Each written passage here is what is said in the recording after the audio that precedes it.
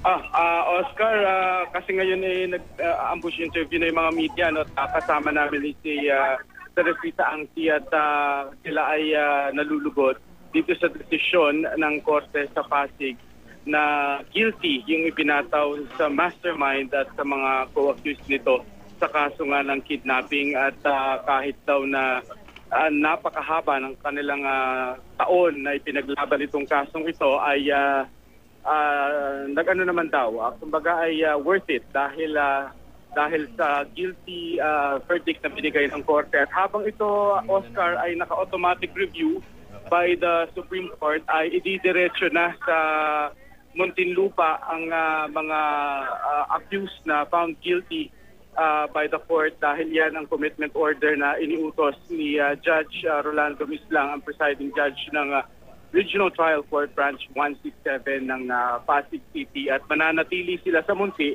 habang hindi pa nagkakaroon naman ng decision with finality ang Korte Suprema sa automatic review ng kaso na ito. Oscar? Yes, Mark, pwede mo bang ikwento sa atin, ilarawan sa atin kung ano yung mga initial talaga naging reaksyon ng mga kamag-anak ng biktima nung ibinaba yung parusa laban kay Dennis Roldan at yung mga kasama niya? Nandito kami kasi sa side ng mga accused at yung si Garces na isa sa mga accused na acquit ay halos malundag at maayak sa tuwa. Pero yung mga guilty, si Dennis Roldan nung pasahan ng guilty verdict ay walang reaksyon.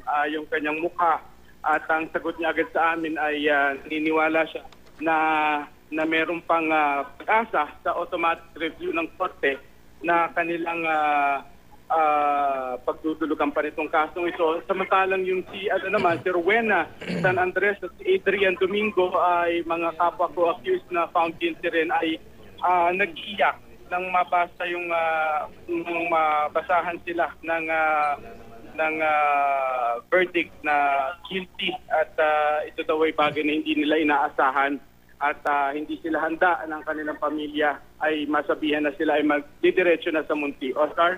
Okay, maraming salamat, Mark Salazar.